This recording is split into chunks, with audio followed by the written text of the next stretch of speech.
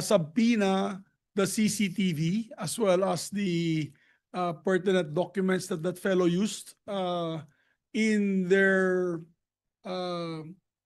gambling activities? If the chair may I would want to interject. I asked the question earlier during the Blue Ribbon Committee, and former D. Henry Alcantara even admitted of their casino visits, no, with Bryce Hernandez and others, and we likewise requested Soler to provide the CCTV so that we can identify if indeed they are going there. Yes, because that's unexplained wealth, Mr. President. Definitely, if they lose 300 million, where did they get the 300 million from?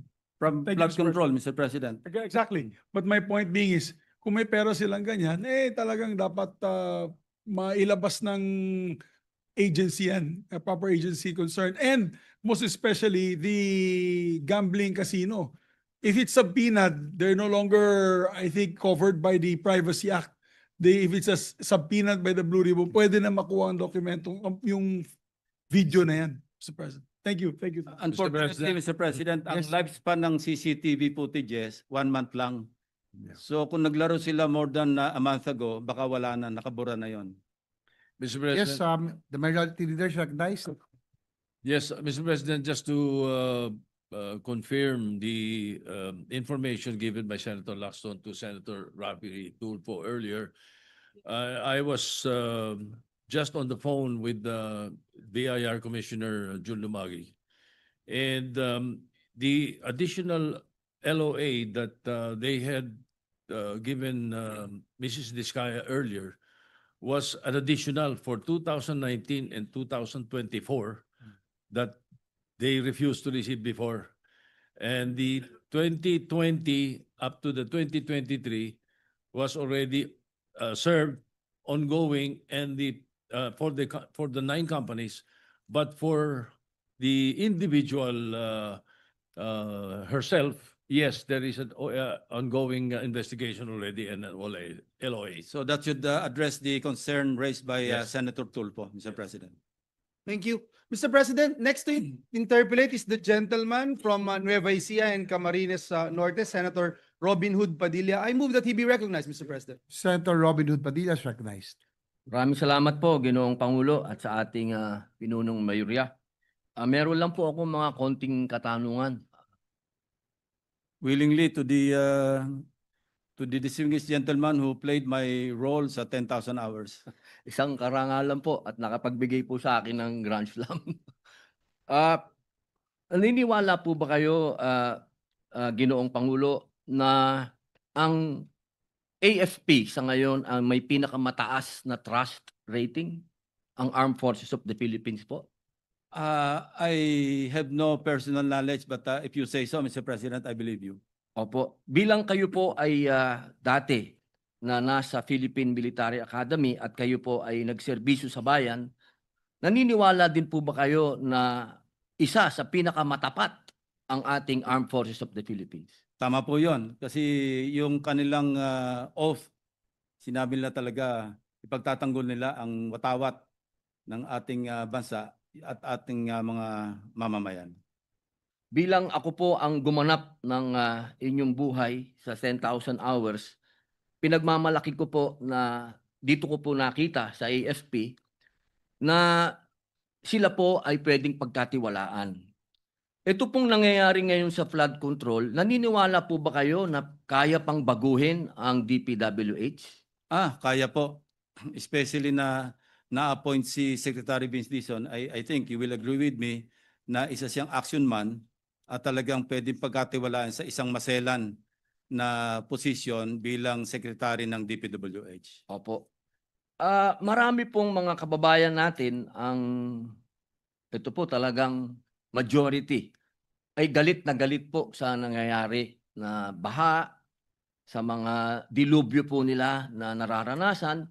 Sa tingin po ba ninyo ay may tiwala pa sila sa DPWH? Sana po manumbalik ang kanilang pagtitiwala sa DPWH. Anyway, iba na po yung liderato at hindi ko naman po hinuhusgahan yung dating sekretaryo o dating kalihim na Secretary Bonoan. Pero ang sinasabi ko lang, dahil hindi ko naman siya kilala at kilala ko si Secretary Vince Dizon, malaki pong aking pag-asa na manunumbalik ang pagtitiwala ng ating mga mamamayan sa DPWH. Opo. Ito naman pong akin po ay isang suggestion lang po ito. Kayo din po ang makakapagbigay liwanag sa amin bilang ito po ay out of the box po ito, aking mungkahi.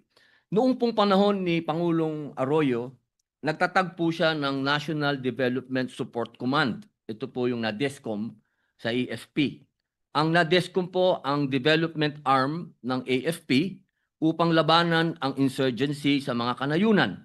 Sila po ay nakikipag-partner sa mga private donors at local development units upang magsagawa ng iba't ibang development projects tulad ng mga school buildings, farm-to-market roads, health centers, rural electrification, bridge, pathwalk, water system, multipurpose buildings, at rain collectors. Ngunit sila po ay binuwag noong 2012. Tinataya po na 1,800 development projects po ang natapos nila mula noong sila po ay maitatag.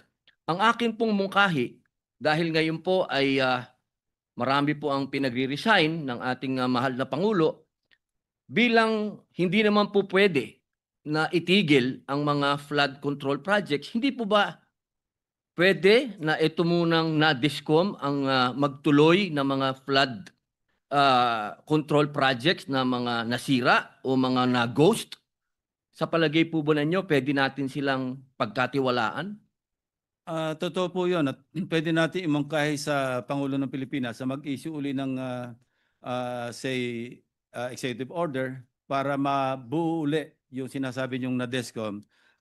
In fact, meron tayong engineering brigade, no? Capable naman po sila na magsagawa ng mga development projects, infrastructure projects, school buildings, even roads, ano? Kaya nila 'yan. So maganda po yung inyong mungkahi at sana makarating ito sa palasyo at magawa ng karampatang aksyon. Tama-tama, meron tayong ongoing na budget deliberation. Baka pwede nating kung magkakaroon ng basihan sa pamamagitan ng isang executive fiat, pwede tayong sigurong mag-realign ng budgets papunta sa DND or AFP nang sa ganon mapondohan yung inyong minumungkahi na pagbuo muli o pag-revive ng NADESCOM. Yun lang po, mahal naming tagapangulo, sapagkat sa akin pong paniwala, matagal po ito sigurong adjustment natin dahil marami nga pong pinagre-resign, baka maantala po yung mga proyekto na flood control. Mainam po sana ipagkatiwala muna po natin sa AFP dahil sila po ang pinagkakatiwalaan ng ating taong bayan. Maraming salamat. Maraming salamat po. Alam nyo, yung mga out of the box, minsan mas kapapakinabang pa kaysa sa yung mga common o yung regular na mga proposals. Maraming salamat po sa ginoong distinguished gentleman from Nueva Ecija. Salamat po. Yes, I believe Senator Gatchalian is next. Senator Gatchalian is recognized.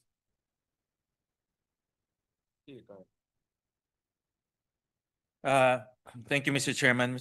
Mr. Chairman, will the distinguished gentleman from Cavite receive a few questions, Mr. President? Certainly to my honorable chairman of the Committee on Finance. Thank you, Senator Lacson.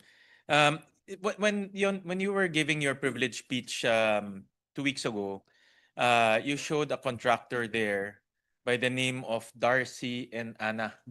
And I took note of that name because you also mentioned that contractor, I think it was a sole proprietor, if I'm not mistaken. That is correct. Sole proprietorship. Sole proprietorship.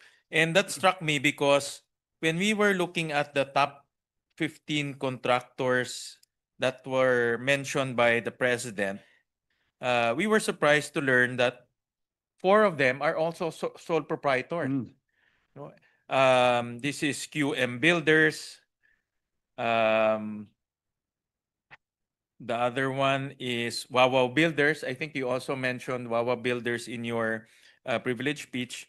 MG Samidian, and then Road Edge. just to give the body information, QM Builders um, has a contract from 2022 to 2025 of 7.3 billion pesos. Sole proprietorship. po Sole ito. proprietorship. Ang Wawaw Builders, 4.2 billion pesos. MG Samian is 5 billion. And Road Edge, about 4.5 billion pesos. Typically, sa pagkaalam ko, Mr. Chairman, ang sole proprietor typically are created by entrepreneurs managing their very small business. Typically, mga grocery or hardware or bakery. But first time ko nakakita na isang sole proprietor, 7.3 billion pesos ang kontrata in a span of 3 years. So that's about 2 to 3 billion every year. May I know from the good gentleman if he has also saw this unusual, it's not illegal, just to put it on record, but it's unusual, no? And may I pick the brains of the good gentleman on why this unusual practice is present in this type of government projects? Hindi na rin po nakapagtaka kasi sa loob mismo ng PICAB, yung Contractor Accreditation Board, may dalawang contractor na simultaneously or overlapping while serving as director of PICAB, they still own their respective construction firms. Yung isa yung AS Escalante, AN Escalante, or anyway, Escalante Construction Corporation. Yung isa EGB, Ernie G. Baggao.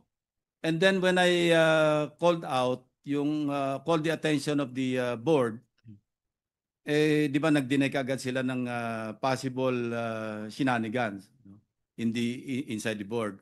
So I dug deeper and I found out that two of their directors, ganun nga, one was appointed in September of 2023 and at the same time, meron silang pinirmahang kontrata with DPWH.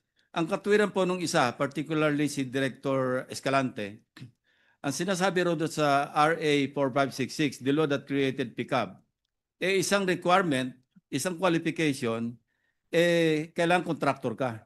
And I don't dispute that. Parang this is akin to the qualification to be a judge, dapat lawyer ka. Pero sinasabi naman sa kabilang batas, because yung RA 4566 was passed in 1965. Yung RA 6713 was passed in 1989. So libre siya sa 4566 pero hindi siya liligtas sa 6713, yung Code of Conduct and Ethical Standards. Because maliwanag doon, kapag ikaw contractor o maski anong linya ng iyong hanapbuhay, business, at ikay pumasok sa isang agency ng government, lalo na kung regulatory body ito, like the PICAB, within 30 days, kailangan mag-divest ka. Hindi naman sinasabing bawal yung contractor na pumasok, pero by God, kailangan mag-divest ka, yun ang sinasabi ng batas. But one of the board directors, yun ang kanyang defense. Sabi niya, requirement niya, contractor eh. But he did not divest. Kasi nga, maliwanag sa record, and I think if cases are filed against them for violating RA 6713, open in that case because we'll just refer to the records and there you go. Yun na yung ebidensya na talagang they violated the law, particularly RA 6713. So, hindi na rin po ako nagtataka na makakuha ng kontrata na ganyang kalalaki maski single proprietorship. By the way, I also mentioned in my privilege speech na yung Darcy and Anna, nung pinuntahan po namin yung registered, kasi Google lang naman eh. Makita mo yung address, nung pinuntahan, wala na po, ang nakalagay doon, Parang gym yata. Yeah, e-payment store, at saka gym. Nawala na yung karatula na sila construction firm. So, medyo multo na yung proyekto, multo pa rin yung nag-undertake ng project. So, ganun kasama yung situation. Correct. Mr. Chairman, nasa slide, ito po yung mga top 15 contractors named by the President. And 4 of them are sole proprietor. It's just, for me kasi, this is the first time that I've seen a sole proprietor